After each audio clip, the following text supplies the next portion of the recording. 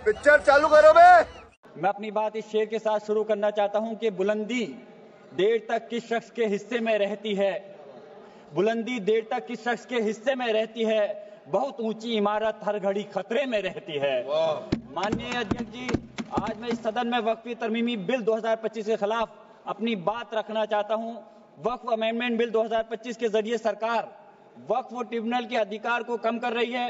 वक्फ board के अधिकार में भी काफी कम किए जा रहे हैं। वो इसलिए कि ताकि वक्फ बोर्ड की संपत्ति को आसानी से सरकार अपने कंट्रोल में कर सके, जिसको कि हम बर्दाश्त नहीं करेंगे। माननीय अध्यक्ष जी, मैं आपके माध्यम से कहना चाहता हूं कि मैं और हमारे नेता माननीय राष्ट्रीय अध्यक्ष अखिलेश यादव जी सिर्फ इस बिल का इसलिए विरोध नहीं कर रहे कि इसको एनडीए सरकार लेकर के आई है। हम इस बिल को विरोध इस वजह से कर रहे हैं क्योंकि ये हमारे मुस्लिम समाज को तोड़ने का काम है, हमारे मुस्लिम समाज को कमजोर करने का काम है और इस देश के अंदर विकास में रोधा उत्पन्न करने का काम है। माननीय अल्पसंख्यक मंत्री जी कह रहे थे कि विपक्ष गुमराह कर रहा है, बल्कि हकीकत यह है विपक्ष गुमराह नहीं कर रहा इस बिल के ऊपर, बल्कि आप लोग गुमराह कर रहे हैं। आप लोग गुमराह कर रहे हैं इस सदन को, आप लोग गुमराह कर रहे हैं इस समाज को, इस देश को। आपकी सरकार का नारा था का सबका साथ सबका विकास। मैं पूछना चाहता हूं, ये आपका नारा खोखला है। मुस्लिम समाज को टारगेट करके नुकसान पहुंचाने की आपकी मंशा साफ हो गई है। माननीय गृह मंत्री जी श्री अमित शाह साहब भी यहाँ बैठे हुए हैं। मैं कहना चाहता हूं कि माननीय अल्पसंख्यक मंत्री जी कह रहे थे कि जब वो चुनाव में गए थे तो उनसे कहा गया कि वक्फ बिल को लेकर के आया जाए, इसलिए लाए हैं। तो चुनाव के समय तो उनसे ये भी कहा गया था कि 2 करोड़ रोजगार दिया जाए, महंगाई कम की जाए, भ्रष्टाचार कम किया जाए। हमारे लोगों को उस चीज की जरूरत है, वो क्यों नहीं देते? मैं कहना चाहता हूं कि इस देश का मुसलमान दुश्मन नहीं है, इस देश का मुसलमान वफादार है, इस देश की तरक्की चाहता है, इस देश का विकास चाहता है। और हमारे बुजुर्गों ने लाखों की तादाद में इस देश को आजाद कराने के समय अपनी जान माल की कुर्बानियां देकर के साबित किया था। देश का जब बंटवारा किया था माननीय अध्यक्ष जी, तो उस वक्त अगर जो मुसलमानों को प्यार था पाकिस्तान से वो चले गए, जिनको इस हिंदुस्तान से प्यार था, वफा थी, वो आज इस हिंदुस्तान के अंदर है। हम इस देश के दुश्मन नहीं, हम इस देश में नौकर भी नहीं हैं, हम इस देश के मालिक हैं। और हम चाहते हैं कि सब लोग मिलकर के, सारे धर्मों के लोग मिलकर के इस देश की तरक्की की बात करें। मैं पूछना चाहता हूं कि मुस्लिम के 5 साल मुसलमान होने के बाद प्रॉपर्टी को वक्फ कर सकता है?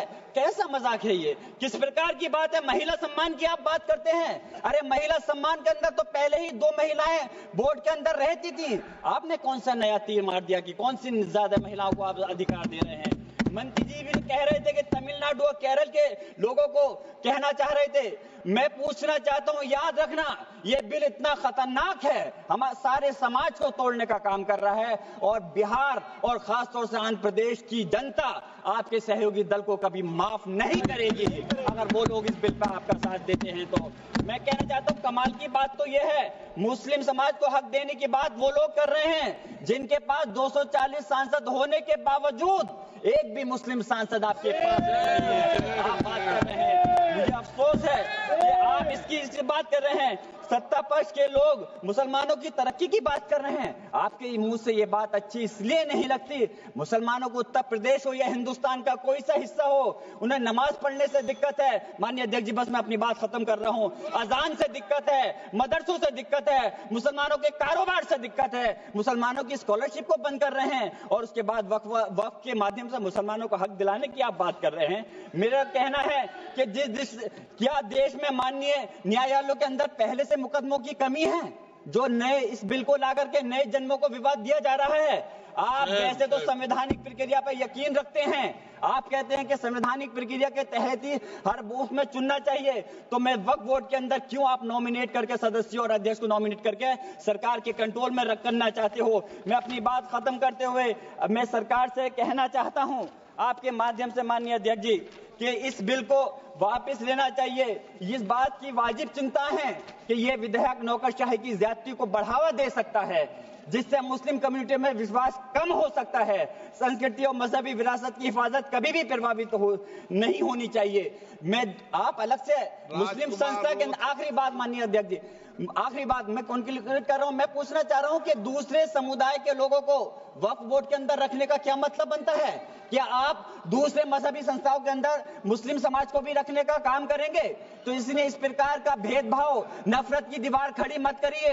इस देश की तरक्की के लिए सब लोगों को मिलकर के साथ चलना पड़ेगा। मैं अपनी बात इस शेर के साथ खत्म कर रहा हूं माननीय अध्यक्ष जी कि ये इंसान के बनाए हुए काले कानून, ऐसे कानून से नफरत है, अदावत है मुझे, इनसे हर सांस में तहरीक बगावत है मुझे। बहुत बहुत शुक्रिया माननीय सभापति महोदय, आज इस पुराने वक्त की आखिरी रात में खड़े होकर इस नए वक्त के आगाज की नई सुबह के दिन मैं प्रधानमंत्री श्री नरेंद्र मोदी जी, हमारे अल्पसंख्यक मामलों के मंत्री किरण रिजिजू जी का मैं बहुत इस्तकबाल करता हूं। जब वक्त के ऊपर हम बात कर रहे हैं, वक्त की रुखसती का वक्त आ गया है और नई वक्त की नई सुबह होने का वक्त आ गया है। अगर हमें इस पे बात करनी है तो मुझे चार दृष्टि से बात करनी पड़ेगी। एक, इस बिल के तकनीकी प्रावधान जिस पे बहुत सारे लोग बहुत कुछ बोल चुके हैं। दूसरा है वक्त की अवधारणा, तीसरी है वक्त की राजनीति और चौथा है वक्त की राजनीति के नाम पर होने वाली वह सांप्रदायिक बनाम सेकुलर की राजनीति।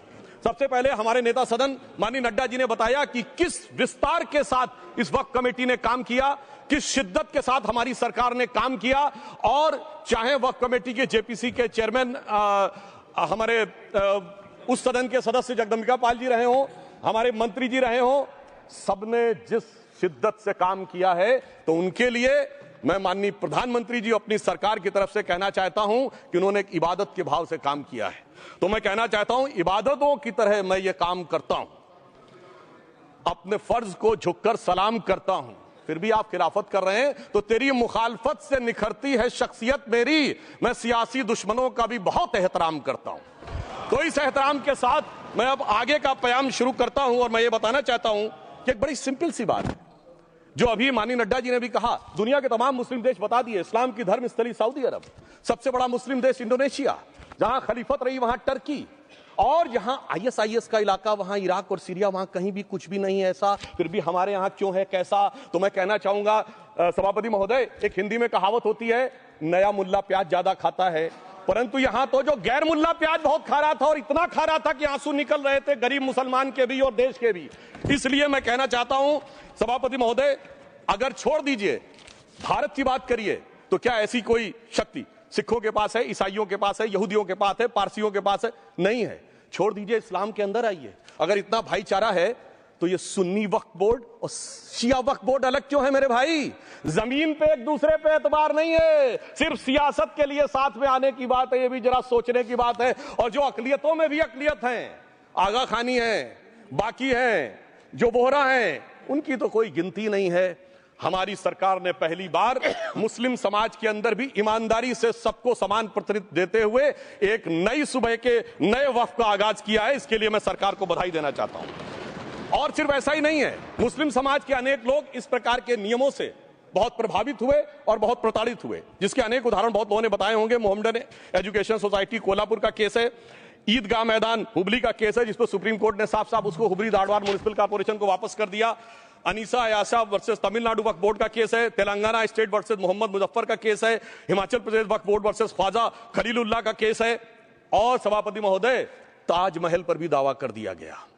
अब तो मैं पूछना चाहता हूं, और सुप्रीम कोर्ट ने अपने जजमेंट में कहा कि भाई शाहजहां के जमाने का लिखा फरमान लेके आइए, तब हम मानेंगे कि इस पे कोई दावा है या नहीं। आप सोचिए कि अगर ये वक्त का कानून इसी ढंग से चला होता तो क्या होता। अभी हमारे जॉन ब्रिटास जी और मनोज झा जी ने बहुत सारी बातें बोली थी, एक प्यास की बात बोली थी, उन्होंने उड़ीसा के ग्राहम स्टोन्स का जिक्र किया था, तो उसमें तो कांग्रेस की सरकार सीबीआई की इंक्वायरी नहीं कर पाई थी। मगर जब ताजमहल का उल्लेख आता है सभापति महोदय, तो एक प्यास मुझे याद आ जाती है। जब शाहजहां जेल में था और दूर से उस ताजमहल को देखता था और उसे सिर्फ एक सुराही पानी मिलता था और उसने औरंगजेब से कहा एक सुराही पानी और भिजवा दो, तो जानते उसने मना कर दिया। तो दुखी होकर शाहजहां ने फारसी में लिखा, ए पिसर तू अजब मुसलमानी, जे पिदरे जिंदा आप तरसानी, आफरीन हिंदुआन सदबार, जे देहंद पिदरावा मुर्दा देवम आप। मतलब तू कैसा मुसलमान है जो जिंदा बाप को पानी के लिए तरसा रहा है, तुझसे तो आफरीन 100 बार उन हिंदुओं को है जो पितृपक्ष में मरे हुए बाप को भी पानी देते हैं। और सभापति महोदय, मैं बताना चाहता हूं कि ये हमने ईमानदारी से मुस्लिम समाज के कल्याण के लिए बात की है, क्योंकि एक तरफ खड़ा हुआ है ईमानदार मुसलमान जो शराफत के साथ ईमान को गले से लगाए हुए हैं, और दूसरी तरफ कुछ चंद सरमाएदार हैं जो उस अमानत में खयानत करके शरारत के साथ उसके झंडा बरदार बनना चाहते हैं। तो ये मुकाबला किसके बीच में है? ये शराफत अली और शरारत खान के बीच में मुकाबला है। हमारी सरकार शराफत अली के साथ खड़ी है, हमारी गरीब मुस्लिम के साथ खड़ी है। ये गरीबों गुर्बत वाले गुर्बत अली और सरमाएदारे वाले गाजी खान के बीच का इलाका है। मगर मैं कहना चाहता हूं महोदय, एक बात मैं बहुत स्पष्ट रूप से कहना चाहूंगा, इन जरूरतमंद मुसलमानों की लड़ाई के लिए मैं कह सकता हूं कि ये गरीब मुसलमानों के दिल की कसक और कट्टरपंथी वोट के ठेकेदारों के मन की ठसक के बीच में हमारी सरकार ने उस कसक का साथ दिया है, जिसके लिए मैं मानता हूं गरीब और पसमानदा मुसलमान निश्चित रूप से उनका आभारी होगा। हां, मगर जब इसकी बात आती तो भी मानी खड़गे जी भी बोल रहे थे, मानी संजय सिंह जी भी बोल रहे थे, मनोज झा जी भी बोल रहे थे कि साहब आपके यहां वो कितने पुजारी हैं और कितने किस वर्ग के पुजारी हैं। तो मैं उनको बताना चाहता हूं, केवल अकेले जूना अखाड़े ने पिछले साल 71 SC ST लोगों को महामंडलेश्वर बनाया। अरे आपको हमारे सदन में बैठे हुए बाल योगी उमेश नाथ जी नहीं दिखते? वैसे तो कहा जाता है जात ना पूछो साधु की, मगर मैं बताना चाहता हूं विश्व हिंदू परिषद के 50,000 से अधिक पुजारी ट्राइबल्स में जो शेड्यूल कास्ट है जो काम कर रहे हैं। मगर मैं हद अदब से पूछना चाहता हूं, बताइए मुल्ला मौलवी मुफ्ती मुकर्रम बारी हाफिज में से कितने पसमंदा हैं? उसमें कितने जुलाहा अंसारी घोसी बताइए मिरासी कितने हैं? बाकी छोड़िए, पसंदला बोर्ड में है क्या? अरे वक्फ बोर्ड में है क्या? इसीलिए मैं कहता हूं खुद मियां फजीहत दूसरों को नसीहत। अगर ईमानदारी से बात करनी है तो उस पर आगे। मगर मैं एक बात और कहना चाहूंगा कि हमारी जो सरकार ने नाम दिया है, इसको उम्मीद नाम दिया है, और ये उम्मीद है किसके लिए? उस ईमानदार मुसलमान के लिए और देश के हर खास व आम के लिए ये उम्मीद है। मगर सभापति महोदय, कुछ लोग वो हैं जो उम्मा का ख्वाब पाले हुए थे। उम्मा शायद हमारे बहुत से लोग समझते हो ना समझते हो, पूरी एक एंटायर जो इस्लामिक खलीफत और राज होता है उसको उम्मा कहते हैं। उम्मीद वालों को तो उम्मीद की नई रोशनी दिख रही है, उम्मा वालों की उम्मीद पे पानी फिर रहा है।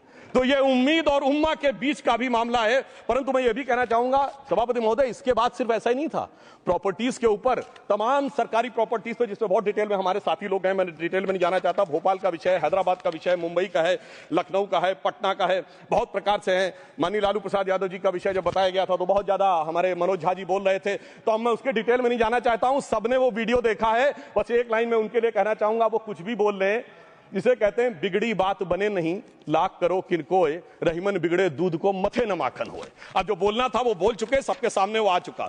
अब एक बात और है, दूसरे धर्म स्थलों के बारे में विषय आता है, तो मैं याद दिलाना चाहता हूं केरला के कैथोलिक चर्च ने 31 मार्च 2025 को जो लिखा, सिर्फ उसकी लास्ट की 2 लाइन बोलना चाहता हूं। We request the central government to get the amendment bill passed as early as possible so that the tears of thousands of suffering people in the place like Munambam can be wiped out only by a legal amendment that can provide a permanent solution to their suffering. We urge all the MPs from opposition party to support the bill so that the historic legislation can become unanimous. मगर सभापति महोदय, ये अल्पसंख्यकों की बात करने वाले जब अल्पसंख्यक की बात आती तराजू पे तौलते हैं, किसका वेट ज्यादा है, किसकी धमक ज्यादा है, किसकी खनक ज्यादा है, फिर तय करते हैं कि माइनॉरिटी के साथ आना है, किस माइनॉरिटी के साथ नहीं आना है। और मैं एक और बात कहना चाहता हूं, तमिलनाडु के तिरुचेरी मंदिर की बात आई, यमुनानगर में गुरुद्वारे की बात आई, केरल में क्रिश्चियन कम्युनिटी की जमीन की बात आई। बहुत सारे लोग प्लेसेस ऑफ वर्शिप की एक्ट की बात करते हैं, तो as per places of worship act Tamil Nadu का मंदिर का तो स्टेटस नहीं चेंज हो सकता भाई। 15 अगस्त 47 के बाद किसी प्लेस ऑफ वर्शिप का स्टेटस नहीं चेंज हो सकता, तो वक्फ बोर्ड को क्लेम फॉरफीट कर देना चाहिए, because it is in contrast to the places of worship act. परंतु अब सुनिए, यही गुरुद्वारे के बारे में भी होना चाहिए। मगर सभापति महोदय, चाहे वक्फ बोर्ड का एक्ट हो, चाहे प्लेसेस ऑफ वर्शिप एक्ट हो, एक ही को फायदा होना है, जिसे कहावत में कहते हैं खरबूजा छुरी पर गिरे या छुरी खरबूजे पे गिरे, आखिर में कटना भगवे रंग के खरबूजे को ही होता है।